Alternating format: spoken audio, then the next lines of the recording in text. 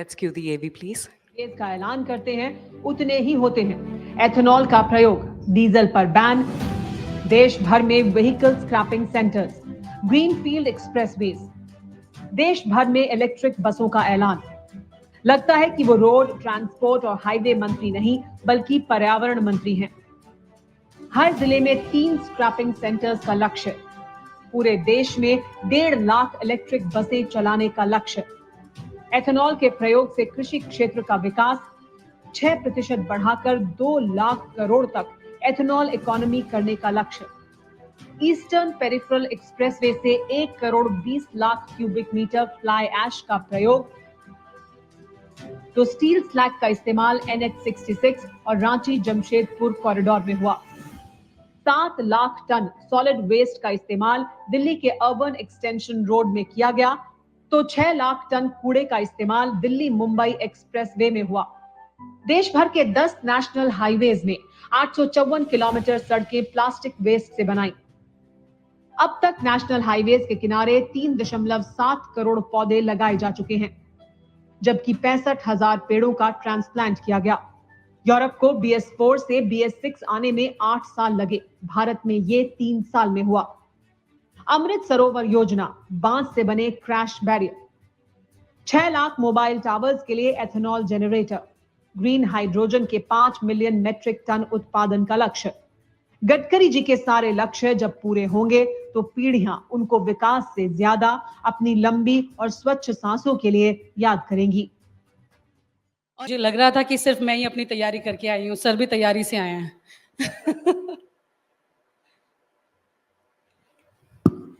Sir, मेरा पहला सवाल बड़ा आसान है लेकिन बड़ी मुश्किलें हो रही हैं इसके लिए आजकल, वो है सांस। दिल्ली में सांस आ पा रही है क्या? आपका सवाल बिल्कुल सही है। और मुझे एक बार मैं लंदन में था और जब टूर पूरा हुआ तो वापस आने के लिए जब आने वाला था तब मुझे एक परिवार मिला और उन्होंने मुझे कहा कि हमने दिल्ली की टिकट बुक किए थे पर अब कैंसिल किए क्योंकि दिल्ली में पोल्यूशन बहुत ज़्यादा है। और दिल्ली में मैं ये मानता हूँ कि दिल्ली के लोगों की जो स्वास्थ्य में बीमारियां हो रही है उसमें 60 to 70% दिल्ली का पोल्यूशन कारणीभूत है। मैं कभी 4 दिन रहता हूँ दिल्ली में तो मेरे को इन्फेक्शन हो जाता है और इसलिए दिल्ली को प्रदूषण से मुक्ति देना ये बहुत ही महत्वपूर्ण काम है। सुप्रीम कोर्ट के चीफ जस्टिस ने मुझे भी एक बार बुलाया था, विशेष रूप से दिल्ली को प्रदूषण से कैसे मुक्ति मिले इसमें एक PIL थी। तो पहली बात तो ऐसे कि दिल्ली में जो पोल्यूशन होता है वो 40 से 45% ट्रांसपोर्ट सेक्टर के कारण होता है। बिल्कुल सर। और इसलिए दिल्ली में हम 65,000 करोड़ रुपए के ये हमने रोड प्लान किए, कुछ पूरे किए, कुछ काम शुरू है, जिससे दिल्ली में जो ट्रैफिक जाम और प्रदूषण है वो दूर होगा। मेरे पास लिस्ट है उसकी, मैं आपको दे दूंगा। दिल्ली का पेरिफेरल रोड बना, अभी द्वारका एक्सप्रेस हाईवे खुलेगा, तो फिर ये UR2 जो पानीपत से आते समय रोड है जिसमें एयरपोर्ट जाने के लिए 2 घंटा लगता है, 20 मिनट में पहुंचेंगे T3 पे। अंडरग्राउंड हमने एयर स्ट्रिप के नीचे से टनल बनाई है। वैसे दिल्ली में काफ़ी जगह दिल्ली मेरठ बन गया, तो स्वाभाविक रूप से मेरा विश्वास है कि हाँ, अब तो जाने के लिए पहले कैलकुलेशन क्लियर होता है कितनी देर में पहुंच जाएंगे। पहले थोड़ा मुश्किल होता था कि इतना ट्रैफिक मिलेगा और ये सब चीजें हैं। एक छोटी सी बात मैं आपको कहूँगा जी सर, जो आप लोग इसको और आगे ले जा सकती है। Air pollution, water pollution and sound pollution. तो मैं जब वाटर रिसोर्स मंत्री था तो 6,000 करोड़ मैंने दिल्ली सरकार को दी, उसमें जायका का भी एक प्रोजेक्ट था, करीब 7 प्रोजेक्ट थे कि दिल्ली के जल प्रदूषण को मुक्ति देना।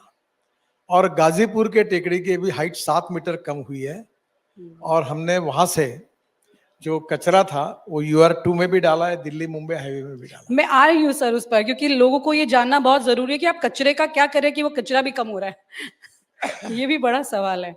कचरा बहुत है। सर, आप में लोगों को सपने की दुनिया में ले जाते हैं। ऐसे सपने हैं आपके जो आपने देखे हैं और जो आप लोगों से जब बात करते हैं तो ऐसा लगता है कि एक दिन हाइड्रोजन से कार चलेगी, एक दिन इलेक्ट्रिक कार जो है वो 1000 किलोमीटर जाकर वापस लौट आएगी। रास्ते में बस बैटरी बदलनी है और कुछ नहीं, काम चल जाएगा। और लोग सोचते हैं कि एक दिन एथेनॉल के जरिए फिर से प्रदूषण खत्म हो जाएगा, गन्ना किसान भी मालामाल हो जाएंगे और दिल्ली से 100 से 150 किलोमीटर की स्पीड पर बिना कहीं रुके या बिना किसी जाम में फंसे कोलकाता, चेन्नई, मुंबई, ये सब आधे समय में घूम के लोग आ जाएंगे। एक दिन दिल्ली से यमुना में किसी मोटर बोट में बैठेंगे और संगम से होते हुए बंगाल तक 100 किलोमीटर प्रति घंटे में घूम आएंगे। ये सब सपने हैं सर, ये वाकई में हकीकत भी हो सकते हैं। क्योंकि मैंने एक इंटरव्यू में देखा था, आपने बताया भी था कि जब मैं बताता था कि किस तरह से ये सब प्लान हो सकता है, तो शायद अरुण जेटली जी का आपने नाम लिया था कि ये कैसे होगा, और आपने जब ये कर दिया तो उन्होंने कहा कि वाकई में आप सपने पूरे कर सकते हैं। तो ये सपने पूरे होंगे सर? मैं आज आपको बताता हूँ, मैं आपने मुझे रिसीव किया जी। तो मैं जिस गाड़ी में बैठकर आया हाँ। था वो हाइड्रोजन की गाड़ी थी और अभी यही है खड़ी। तो मैं जो बात कहूँ जो नहीं हुई ऐसी कोई बात नहीं जो आप मुझे बताएं। हर बात, हाँ एक बात जरूर है, कुछ डिपार्टमेंट अब मेरे पास नहीं है, प्लानिंग में हुआ है वो। पर पहली बात तो ऐसी है कि दिल्ली में ये जो सबसे बड़ा प्रदूषण पेट्रोलियम फॉसिल फ्यूल के कारण होता है। मैं एक विषय इंपॉर्टेंट है जो आपको बता देता हूँ। हमारे देश में 16 लाख करोड़ का फॉसिल फ्यूल इंपोर्ट होता है, पेट्रोल, डीजल, गैस। इन्हें इकोनॉमिक पॉइंट ऑफ व्यू भी चैलेंज है और पर्यावरण का भी चैलेंज है। अब हमने इथेनॉल पर, मेरे पास गाड़ी है इनोवा, वर्ल्ड की पहली गाड़ी है जो यूरो 6 के इमिशन नॉर्म्स को पूरी करती है। आज मैंने लेके आया, वो भी है। और उसमें से इथेनॉल जो होता है वो 60% बिजली तैयार करता है और 40% इथेनॉल पे चलती है।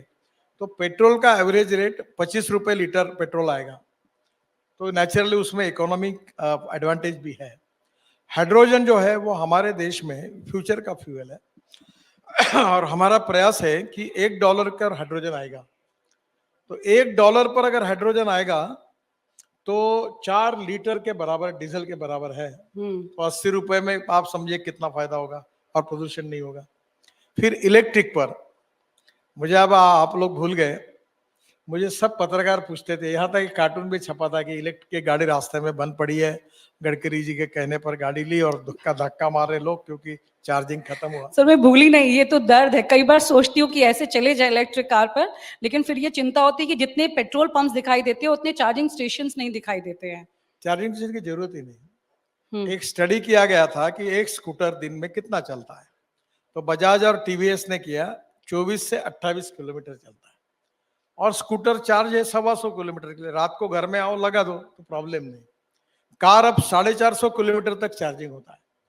कार एवरेज चलती कितनी है? 100-125 किलोमीटर। हाँ, प्रॉब्लम कहाँ है कि दिल्ली से जयपुर, दिल्ली से हरियाणा या हरिद्वार, या दिल्ली से देहरादून, या दिल्ली से चंडीगढ़ जाना है तो आपको प्रॉब्लम है। अब हम 670 रोड साइड एमिनिटीज बना रहे जिसमें चार्जिंग स्टेशन है। आप वहां जाकर थोड़ा सा चाय पानी नाश्ता करिए, उतने गाड़ी चार्ज हो जाएगी। तो आज देश में 85,000 बसेस निर्माण करने की हमारी क्षमता है और आने वाले 2 साल में देश में 1.5 लाख इलेक्ट्रिक बसेस आ रही। अब दिल्ली में भी आप देखो, आप किसी भी शहर में, Mumbai double decker electric bus मैंने लॉन्च की, तो इलेक्ट्रिक भी आ गई, इथेनॉल भी आ गया, फ्लेक्स इंजन भी आ गया। बेंगलोर में मैंने डीजल में 15% मिथेनॉल जो कोयले से बनता है वो डालकर वो बसेस का पायलट प्रोजेक्ट सक्सेसफुल हुआ। उसका रेट है 22 रुपए लीटर। और अशोक लेलैंड ने अपना मिथेनॉल का ट्रक लॉन्च कर दिया। अब टाटा और लेलैंड के diesel petrol engine IC engine में हाइड्रोजन डालने की व्यवस्था हो गई। अभी मैं बंगलोर में कंस्ट्रक्शन इक्विपमेंट के एग्जीबिशन का मैंने इनॉग्रेशन किया। जेसीबी ने खुद मेरे घर पर 10 दिन पहले पूरा सीएनजी पर चलने वाला जेसीबी लॉन्च किया। और इस जेसीबी, अब आपको एक बात बताता हूँ, That is very interesting, हाँ, sir. बाद में इतनी इलेक्ट्रिक और हाइड्रोजन और मिथेनॉल पर, इथेनॉल पर सब कन्वर्ट हो रहे हैं। हमारे यहाँ 1 लाख करोड़ की इंडस्ट्री केवल कंस्ट्रक्शन इक्विपमेंट की है जो पूरी तरह अभी बायोफ्यूल और अल्टरनेटिव फ्यूल की तरफ जा रही है। पंजाब हरियाणा में करीब 180 प्रोजेक्ट ऐसे जो परली से बायो सीएनजी और बायो एलएनजी बनाने का काम शुरू है। 36 प्रोजेक्ट पूरे हो गए हैं। तो परली जलेगी नहीं तो आप क्या प्रॉब्लम नहीं आएगा। पानीपत में इंडियन ऑयल ने एक प्रोजेक्ट डाला है जो परली से 1 lakh litre bio ethanol, 150 tonne bio bitumen और बायो एविएशन फ्यूल बना रहा है। अब हवाई ईंधन में 1% एविएशन फ्यूल जाएगी और धीरे धीरे वर्ल्ड में 5% जाएगी। और मैं ये मानता हूं कि एक समय सब हवाई जहाज किसानों ने तैयार किए हुए बायोफ्यूल पे जाएगी। अब 3 साल पहले 26 जनवरी के कार्यक्रम में हमारे फाइटर जेट और हेलीकॉप्टर 100% बायो एविएशन फ्यूल पे चले। स्पाइस जेट का विमान मैंने इनिशिएटिव लेकर देहरादून से दिल्ली 50% बायो एविएशन फ्यूल डालकर आया यहाँ। तो मैं आपको एक बात बता रहा हूँ कि अभी बाम्बू से नुमालीगढ़ में इथेनॉल बना रहे इंडियन ऑयल, और मैंने उनको सजेस्ट किया कि बांग्लादेश को जो पाइपलाइन है पेट्रोल डीजल की, वो पेट्रोल के लाइन में 20% इथेनॉल डाल दो, ताकि बाम्बू के कारण लाखों नॉर्थ ईस्ट के युवाओं को रोजगार मिलेगा और इथेनॉल से कीमत भी कम होगी, प्रदूषण भी कम होगा, इंडियन ऑयल का भी फायदा होगा और बांग्लादेश का भी फायदा होगा। अब श्रीलंका हमसे इथेनॉल मांग रही, बांग्लादेश मांग रहा है। सर उनका तो फायदा हो रहा है, लेकिन दिल्ली में बहुत सारे ऐसे लोग हैं जो ये कहते हैं कि हमने तो नई गाड़ियां खरीदी थी डीजल की और अब वो जल्दी वक्त से पहले पुरानी हो रही है, क्योंकि सरकार उन्हें पुराना कर रही है। हालांकि रजिस्ट्रेशन नंबर जो होता है साल का वो उनके पास होता है, उसके बावजूद भी। तो ये सवाल भी मुझे लगता है आज बहुत सारे लोग ऐसे हैं जो ये जानना चाहते हैं और आपसे डायरेक्ट सुनना चाहते हैं कि इसका सोल्यूशन क्या है। देखिए 15 साल होने के बाद वो गाड़ी का देखो, आज के 4 ट्रक और 15 साल का ट्रक, तो आज के 4 ट्रक जितना पोल्यूशन कर रहे हैं उतना 15 साल पुराना एक ट्रक कर रहा है। दूसरा मैं आपको एक बात बताता हूँ, इसमें इकोनॉमिक्स भी है। मैं जब कॉलेज में पढ़ता था तो बजाज स्कूटर को 7 साल लगते थे वेटिंग लिस्ट से, आपको शायद याद नहीं होगा। तो किसी के शादी में दहेज में स्कूटर मिलती थी तो लोग बोलते थे उनकी ससुरे की बड़ी पहुंच है, ये स्पेशल स्कूटर मिली है। इतना नंबर ला, प्रिया उनकी चेतक स्कूटर आती, बहुत उसका ये था। अब अभी स्थिति ऐसी हुई है कि हमारे देश में लगभग इतने बड़े प्रमाण पर ट्रांसफॉर्मेशन हो रहा है कि मैं आपको बताता हूं कि स्कूटर हो या ऑटो रिक्शा हो, सब अब एक थोड़ा ई रिक्शा की शुरुआत हुई। और मुझे मालूम है जब ई रिक्शा हुई तब भी लोग ये सवाल पूछते थे, तब साइकिल रिक्शा का क्या होगा। अब साइकिल रिक्शा चली गई, 1 करोड़ लोग आदमी आदमी को ढोने का काम करता था, आज वो पूरे मुक्त हो गए मानवता के आधार पर, और वो आज इलेक्ट्रिक ड्रिवन ई रिक्शा चलाते हैं। तो मैं आपको तो ये 15 साल पुराना, उसको बेचने में फ्यूल की भी सेविंग है, प्रदूषण भी कम होगा, और टेक्नोलॉजी रोज बदल रही है। जो 28 किलोमीटर पहले स्कूटर चलती थी, अब 90 किलोमीटर पे मोटरसाइकिल और स्कूटर आ गई। तो 1 लीटर में 28 का और 90 का फर्क पड़ेगा ना। तो ये इसका एडवांटेज है, import substitute, cost effective, pollution pure indigenous. दूसरी बात कंज्यूमर का फायदा, जितना मैं अल्टरनेटिव फ्यूल और बायोफ्यूल की बात कर रहा हूँ, हर जगह कंज्यूमर का फायदा। अभी ये जो बिटुमिन है ये परली से बनाएंगे हम, 80 लाख टन बिटुमिन हम इंपोर्ट कर रहे हैं अब ना, हमारे देश में लगता है। उसमें से 50 लाख टन इंडियन रिफाइनरी देती है और 30 लाख टन हम इंपोर्ट करते हैं। अब ये पूरे हरियाणा पंजाब की परली को 2500-3000 रुपए टन भाव मिलेगा और परली से बिटुमिन तैयार होगा तो देश का इंपोर्ट बचेगा। तो आपने तो दिल्ली और पंजाब के बीच की लड़ाई मतलब जो है वो मुझे लगता है कि देखिए ये जो सॉलिड वेस्ट और लिक्विड वेस्ट मैनेजमेंट, अब आप 8 साल पहले, मैं जहां से सांसद हूं नागपुर से, हमारा सीवेज वाटर, टॉयलेट का पानी मैं महाराष्ट्र सरकार के बिजली जनरेशन कंपनी को बेचता हूं। आपको 300 करोड़ रुपए मिल रहे हैं हमको। सर आपने कचरे का भी इस्तेमाल कर लिया, टॉयलेट के पानी का भी इस्तेमाल कर लिया, कितनी सारी चीजें जो वेस्टेज वाली है। और मैं वही देख रही हूँ डिटेल्स की, कितनी सारे मतलब ये वेस्ट पर आप किस तरह से वर्किंग कर रहे हैं। ये सिर्फ आपका आइडिया है, क्योंकि पहले भी और मंत्रालय मतलब इसी मिनिस्ट्री में और भी मंत्री रहे हैं, कई बार तो ये परेशानियां आती रही हैं कि फंड्स की कमी है, ये परेशानी है, और कई बार तो हाईवे के तक के काम रुक जाते थे। हमने सालों साल देखा है कि हाईवे के काम रुके हुए हैं, लेकिन अब आपके पास कहाँ से ये फंड्स इस तरह से मैनेज हो रहे हैं। देखिए पहली बात तो ऐसी है कि 2 इंपॉर्टेंट विजन है। One is knowledge to wealth, innovation, entrepreneurship, science, technology, research, skill and successful practices, we name it as knowledge, and conversion of knowledge into wealth is the future. और सेकंड इंपॉर्टेंट है जिसके लिए आज आपका जो ecology and environment के लेकर जो आज का सत्र है, कि no person is waste, no material is waste. It is depending upon the appropriate technology, appropriate vision of the leadership that you can convert waste into wealth. अब वित्त मंत्री जी ने अपने भाषण में सर्कुलेशन इकोनॉमी की बात की थी. अब ये जो 30 लाख टन डांबर इंपोर्ट हो रहा है, अगर बायोटेक्नोलॉजी का उपयोग करके बायोमास जनरेट होगा, तो किसान आज अन्नदाता है, फिर ऊर्जा दाता है इथेनॉल के कारण, फिर बिटुमिन दाता, अब हवाई ईंधन दाता. आज हमारे यहाँ शुगर सरप्लस है, कॉर्न सरप्लस है, राइस सरप्लस है.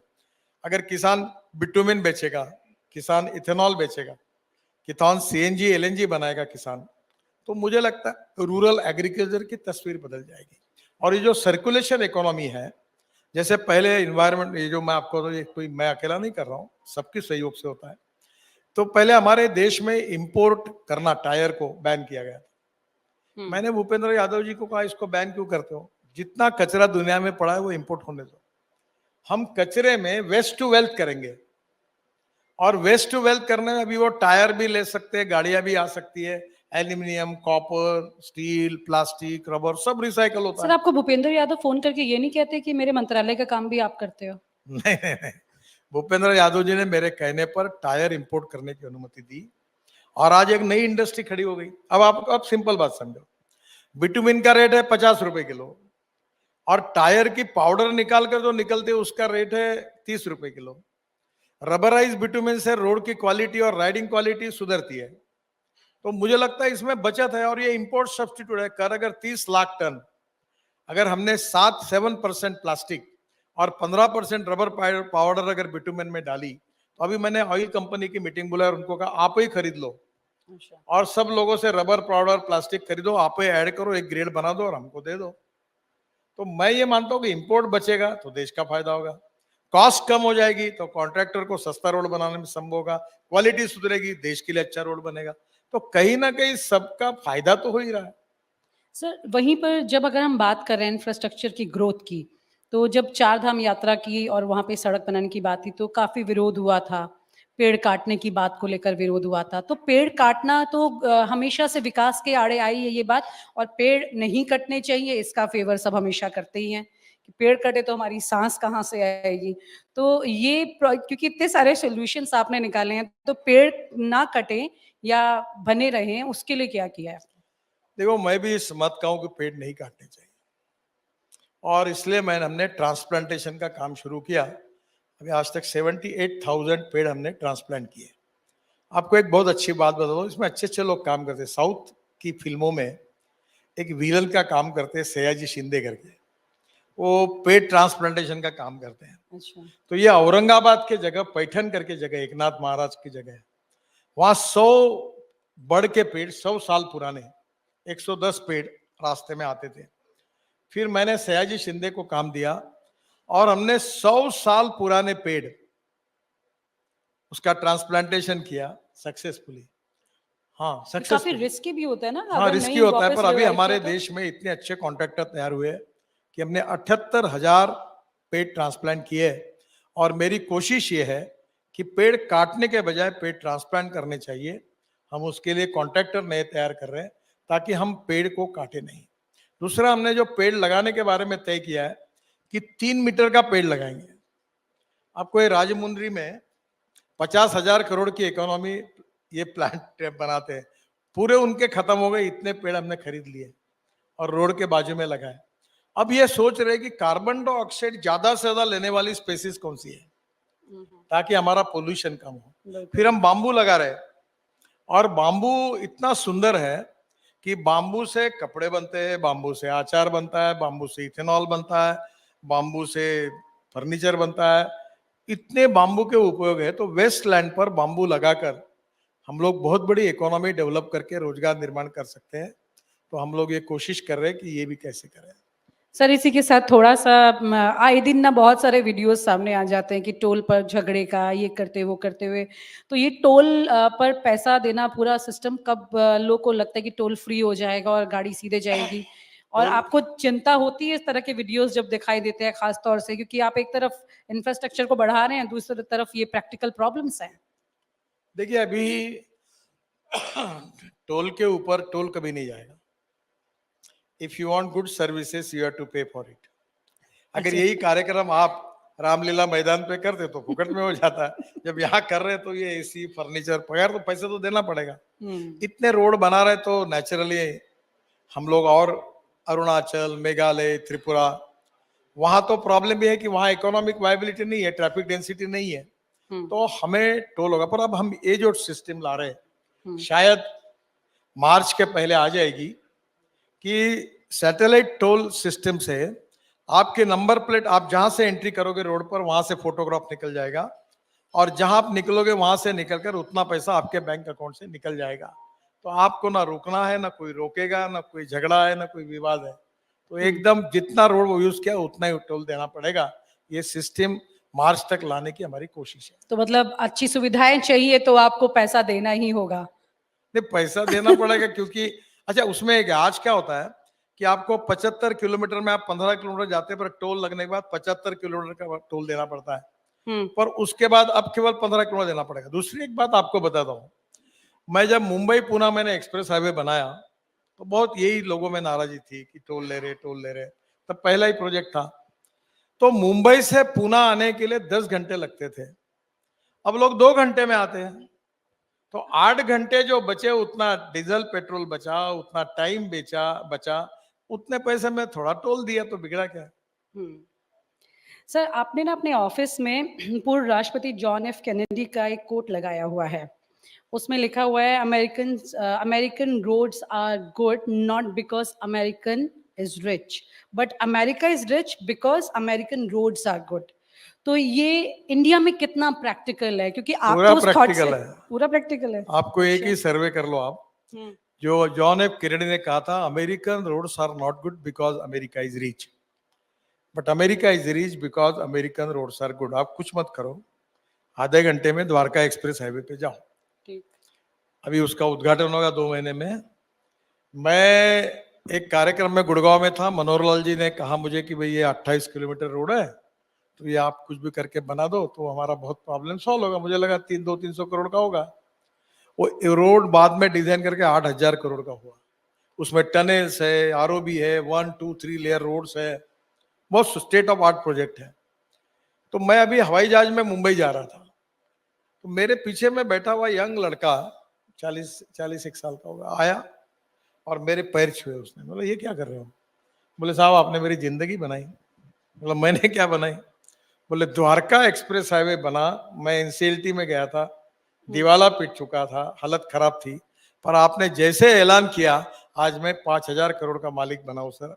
और अब द्वारका एक्सप्रेस हाईवे के आजू बाजू में आप स्टडी करो उसका सोशियो इकोनॉमिक इम्पैक्ट का, कितने बिल्डिंग बन रहे, कितनी रियल एस्टेट है, उसकी कीमत कितनी है, कितने फ्लैट बन रहे, और जो फ्लैट बना रहे वो कितने पैसे कमा रहे हैं। तो मतलब कुल मिला के वहां केवल द्वारका एक्सप्रेस हाईवे के आजू बाजू में 3.5 से 4 लाख फ्लैट बन रही है, 15-20 लाख की नई टाउनशिप तैयार हो रही। इसका कारण केवल यह है कि रोड बना। जैसे रोड बनता वैसे लोग रियल एस्टेट डेवलप करते, रोड बनता इंडस्ट्रियल क्लस्टर बनते, रोड बनता लॉजिस्टिक पार्क बनता, रोड बनता नई सिटी तैयार होती है। सर, कई बार लोग कहते हैं कि जब आप एक बार एयरपोर्ट जा रहे थे, बहुत ट्रैफिक था, फंस गए वहाँ पर, तो आपने सोचा कि इसका क्या सोल्यूशन निकाला जाए। इस तरह से और भी कई परेशानियां जब आप अपने जीवन में देखते हैं तो आप सोल्यूशन निकालते हैं। कई बार आम जन सोचता है कि आप उनकी ही तरह उसे सोच करके परेशानी का हल निकालते हैं, या फिर नितिन जी अपनी परेशानी के हिसाब से हल निकाल कर देते हैं? नहीं ऐसा नहीं, मुझे जब भी लोग बताते हैं समस्या, विशेष रूप से एमएलए एमपी आते हैं, तो मैं अधिकारी को कहता हूँ कि ये इतना दूर मेहनत करके पेट्रोल खर्चा करके आया है, कोई मकसद है इसलिए आया, कोई समस्या इसलिए आया है, अब उसकी बात को समझो। और इसलिए जो भी प्रॉब्लम बताता है तो हम करते। दूसरा, हम सुमोटो भी, अब मुझे पता है ये दिल्ली से गुड़गांव कितना खतरनाक है जाना, हाँ। 1.5 लाख पीसीज है।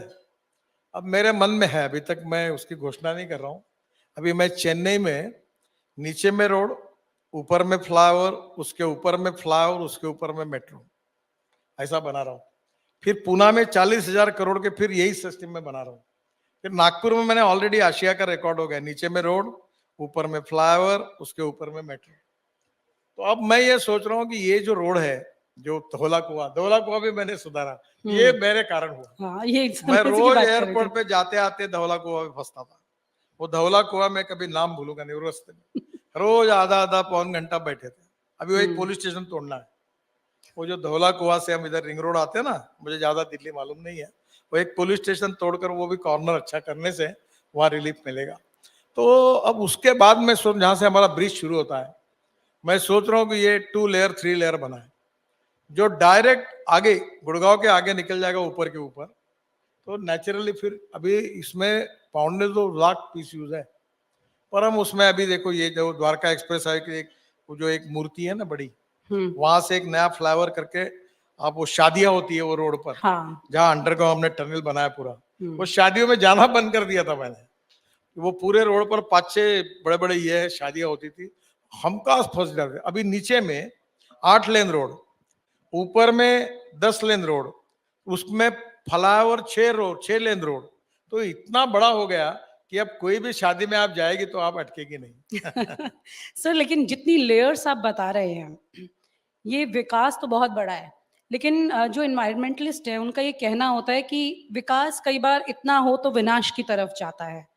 सुंदरलाल बहुगुणा जी के बारे में हम जानते हैं किस तरह से उन्होंने नदियों में भी बोला था कि आप डैम बहुत ज्यादा ना बनाइए क्योंकि परेशानी आ सकती है। केदारनाथ की त्रासदी हुई तो सारे डैम भी इधर उधर हो गए और उसका कोई फायदा भी नहीं हुआ था। तो ये दोनों चीज का संतुलन बहुत इंपॉर्टेंट हो जाता है सर, क्योंकि हम आज चर्चा भी सांस पर कर रहे हैं, पर्यावरण पर। तो ये विकास के साथ ये बैलेंस, जब भी आपके सामने कोई प्रोजेक्ट आता है तो what comes first in your mind, कि ये ग्रोथ, ये स्ट्रक्चर बनना चाहिए या फिर इसी के साथ साथ ये ग्रीनरी जो है ये भी मेंटेन होते हुए बैलेंस रहना चाहिए? देखिए, डेवलपमेंट भी होनी चाहिए और इकोलॉजी एंड एनवायरनमेंट को भी प्रोटेक्ट करना चाहिए। अभी बादल फट गया, कितने लोग मर गए। अच्छा, बद्रीनाथ, केदारनाथ, गंगोत्री, यमुनोत्री लोग 6 महीने जाते थे, अब साल भर जाएंगे। तो दूसरी तरफ इन्वायरमेंट और इकोलॉजी को प्रोटेक्ट करना, अभी हम लोग electric cable car, ropeway, funicular railway बना रहे हैं अनेक जगह। 260 प्रोजेक्ट है हमारे पास। मैं हवा में चलने वाली एक 250 सीटर बस कर रहा हूँ, लाने की कोशिश कर रहा हूँ। मैं अभी दिल्ली में, दिल्ली से जयपुर इलेक्ट्रिक हाईवे बना रहा हूँ, ताकि केबल पर बस चलेगी, उसमें 150 लोग बैठेंगे, बिजनेस क्लास होगा और दिल्ली से जयपुर 2.25 घंटे में होगा और चाय कॉफी नाश्ता भी मिलेगा। बिजनेस क्लास में लैपटॉप पर बैठकर जाओगे और टिकट रेट डीजल बस की तुलना में 30% कम होगा। तो नेचुरली लोगों का भी फायदा होगा, पर्यावरण के लिए प्रदूषण भी कम होगा। तो हमारा प्रयास यही है कि डेवलपमेंट मत करो, ऐसा कहना भी गलत है। हाँ। और डेवलपमेंट करते हुए पूरी इकोलॉजी एनवायरनमेंट को उध्वस्त करो, ये भी गलत है। अभी जैसे नदी की बात है, मैं गंगा रिजुनेशन का काम करता था जी। अब मैंने गंगा में कितने प्रोजेक्ट डाले, देहरादून से लेकर अपने उत्तराखंड से लेकर कितनी जगह पानी शुद्ध किया। पहली बार कुंभ में लोगों ने स्नान किया और दुआएं दी हमारी सरकार को कि पहली बार शुद्ध पानी मिला। तो क्या गंगा शुद्ध नहीं होनी चाहिए? शुद्ध होने के साथ उसके ऊपर अगर हम लोग, अभी वाराणसी टू हल्दिया मैंने जलमार्ग बनाया और वाराणसी, गाजीपुर, हल्दिया और 3-4 जगह पर हमने सैटेलाइट पोर्ट, ड्राई पोर्ट बनाए। अब उसमें से आप देखिए कि मैंने एक प्रोजेक्ट तैयार करने के लिए कहा था, सब मेरे पास विभाग नहीं है, कि दिल्ली से मथुरा यमुना में जलमार्ग बनेगा, मथुरा से इटावा होकर प्रयागराज, प्रयागराज से वाराणसी जलमार्ग बनाएंगे, वाराणसी से हल्दिया भी बन गया, हल्दिया से डायरेक्ट बंगाल के खाड़ी में जाएंगे तो ब्रह्मपुत्रा जुड़ेंगे और ब्रह्मपुत्रा से डायरेक्ट हम लोग इंडोनेशिया, मलेशिया, चाइना, बांग्लादेश जा सकते हैं। और आपको बताता हूँ, बांग्लादेश के प्रधानमंत्री जी की रिक्वेस्ट पर मैंने बांग्लादेश में घुस के 250 किलोमीटर ब्रह्मपुत्रा में ड्रेजिंग कर दिया और जलमार्ग बनाया, फिर बराक रिवर में बना दिया। अब ये मैं ये मानता हूँ कि ये जलमार्ग बनने से अब आप समझ लो कि अगर रोड से जाने के लिए 10 रुपए खर्चा लगता है, रेलवे से जाने के लिए 6 रुपए लगता है, तो पानी से 1 रुपया लगेगा। और पानी के ऊपर अगर आपने मिथेनॉल पर अगर इंजन चलाया तो 50 पैसे आएगा। तो मुझे लगता है लॉजिस्टिक कॉस्ट कम होगी।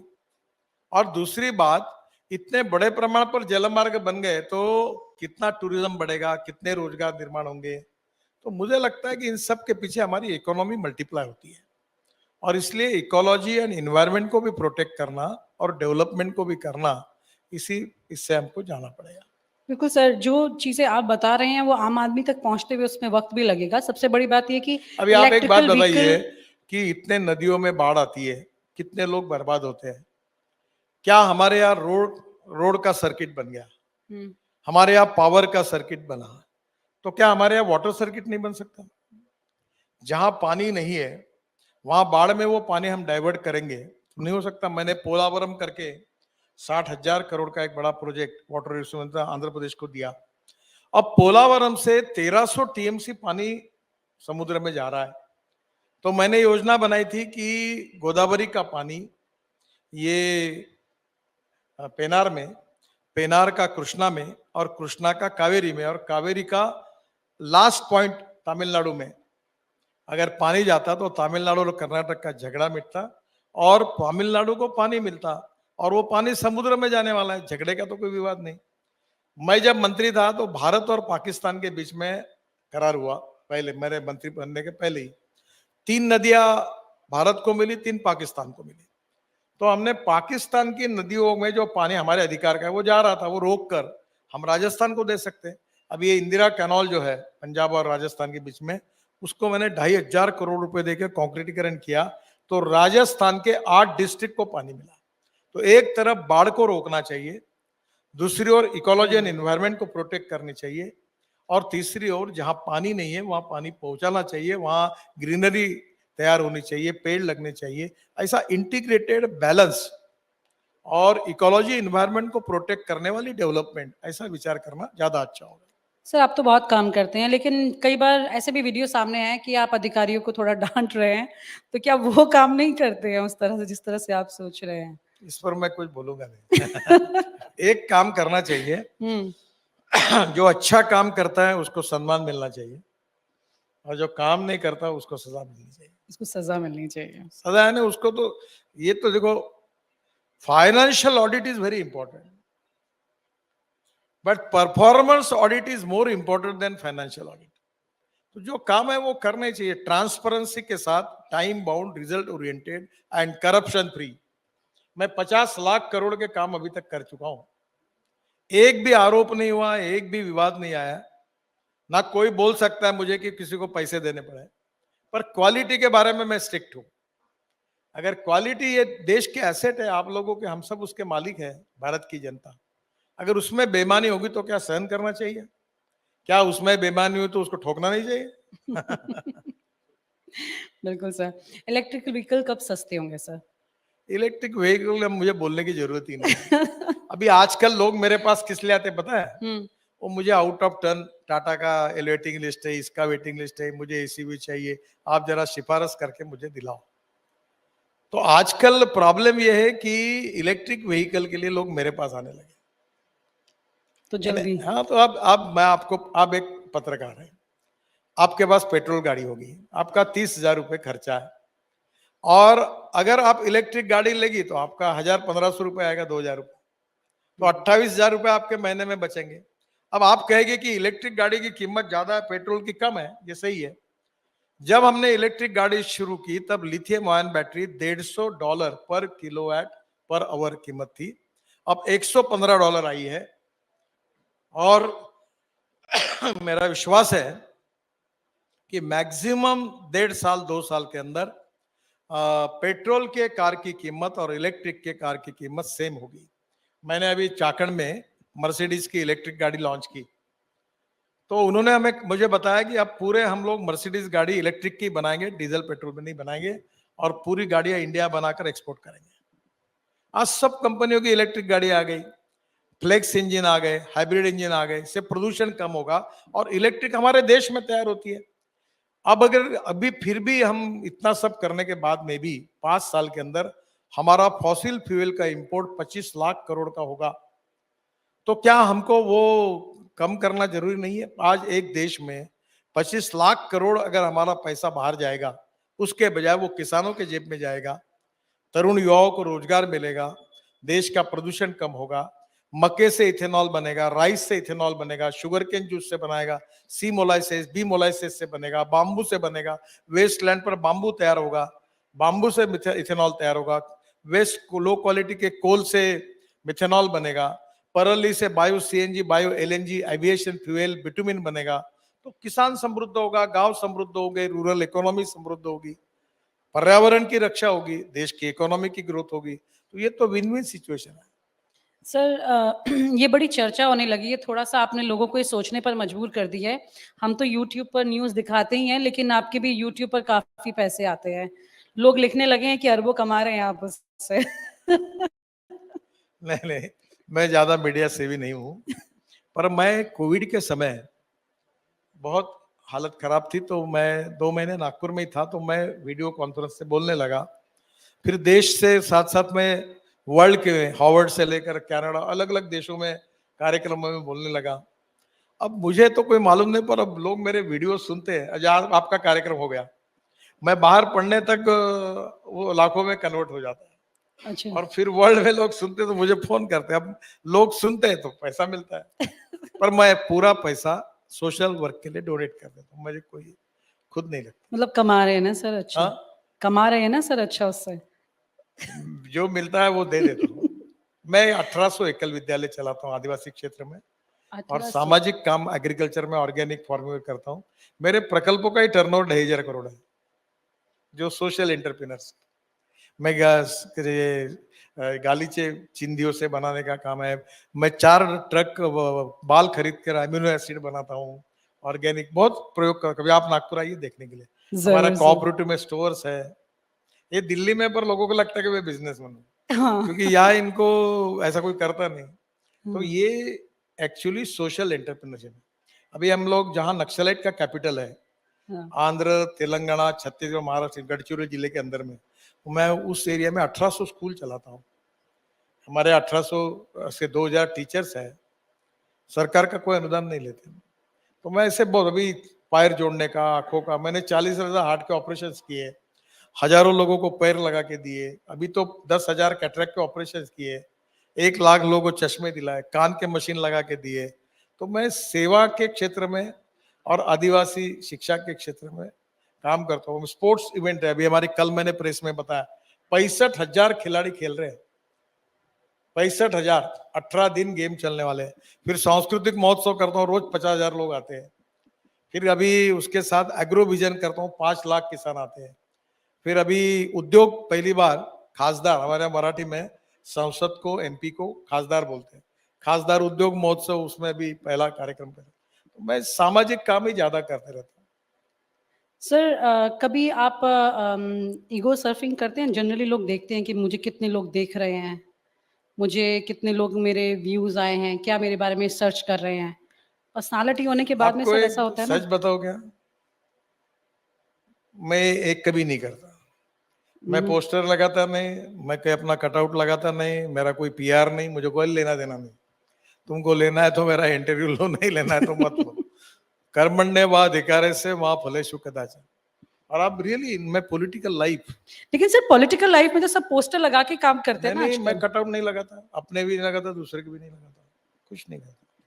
हाँ, काम करते रहता हूँ, और मैं लोगों को बोलता हूँ आपको अच्छा लगे तो वोट दो, नहीं तो नहीं दो, दूसरे को दो। तो सर इसका मतलब ये सही कहा जा रहा है कि जितने भी इस सरकार के मंत्री हैं, सबसे टॉप पे नितिन जी की ही मंत्रालय एक्टिव रहता है, वही काम कर रहे हैं, मैं बाकी सब चुनाव में बिजी हो जाते हैं। मैं टॉप पर वगैरह नहीं हूँ, और ना मैं कभी ऐसी बात भी करूंगा।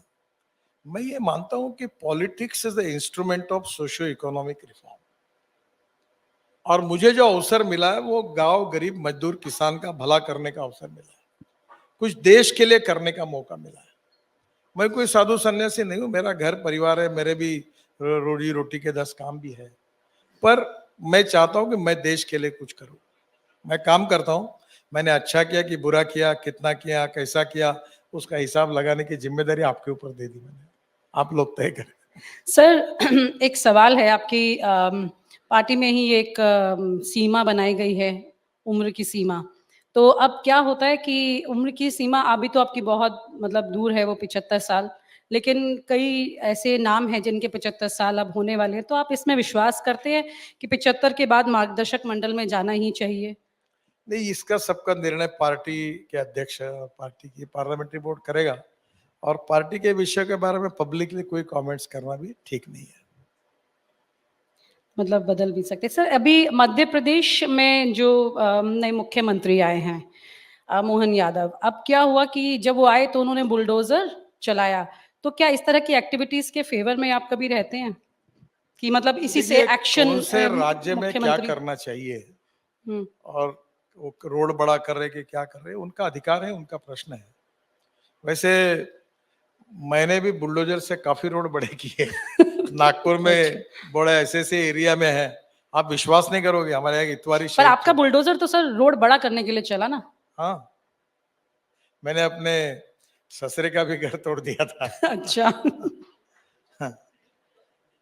तो बड़े मुश्किल आई थी मुझे तो झगड़ा नहीं हुआ घर में? वो बोले, पत्नी को मालूम नहीं था, उसने कहा पहले बोल देते तो गिरा देते, आपने बिना बताया ऐसा क्यों किया, तो वो लाइन से सब टूटे तो वो सर एक बहुत इंपॉर्टेंट सवाल है क्योंकि इसके बगैर इंटरव्यू पूरा नहीं हो सकता है।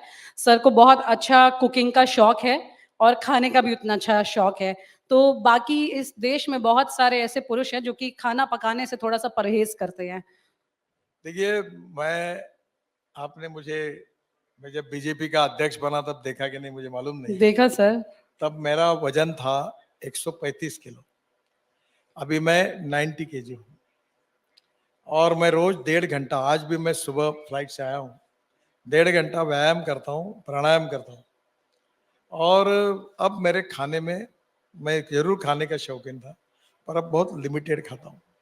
और दूसरी बात, मुझे रोज नए नए, एक दिन में रिपीट नहीं करता, आज चाइनीज खाया तो कल ये तो कल ये, तो पर मैं थोड़ा खाता हूँ, पर उसकी गड़बड़ी मैं खा कर रहा हूँ।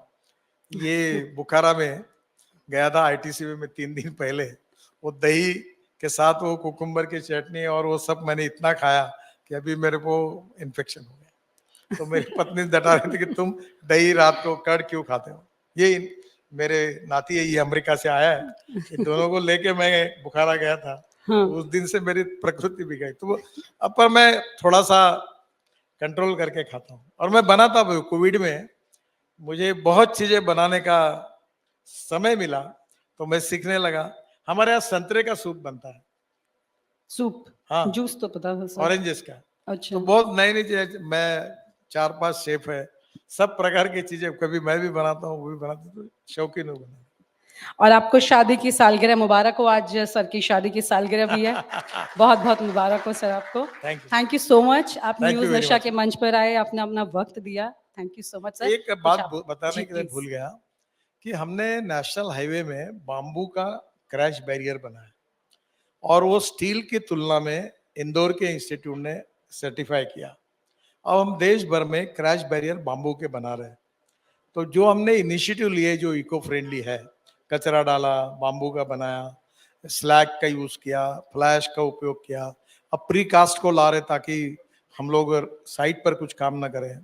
हमने इन्फोर्समेंट कंक्रीट लाया जिससे पोल्यूशन कम होगा, रेट सस्ता होगा।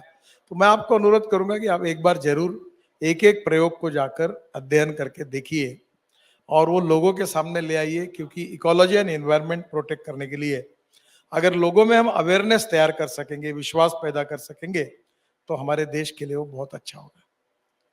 बिल्कुल सर, मैं क्योंकि आपके जितने भी प्रोजेक्ट्स और उसके डिस्क्रिप्शन जानती हूँ, उसके मुताबिक सबके पीछे एक लॉजिक है और उम्मीद करते हैं कि बाकी लोग भी इसी तरह के लॉजिकल प्रोजेक्ट्स के ऊपर ही ध्यान दें। आजकल ये चर्चा होती है कि मंत्री जो हैं वो चुनाव क्षेत्र में ज़्यादा रहते हैं, अपने मंत्रालय के काम में कम, लेकिन इस पर सर कुछ? मैं दोनों जगह हूँ। Thank you so much sir. Thank you very much. Thank you so much for joining. Thank you sir. और आप हमसे जुड़े रहने के लिए सब्सक्राइब करें YouTube पर, फॉलो करें Twitter पर और लाइक करें Facebook पर। और ज्यादा जानकारी के लिए आपको टाइप करना होगा सिर्फ न्यूज नशा।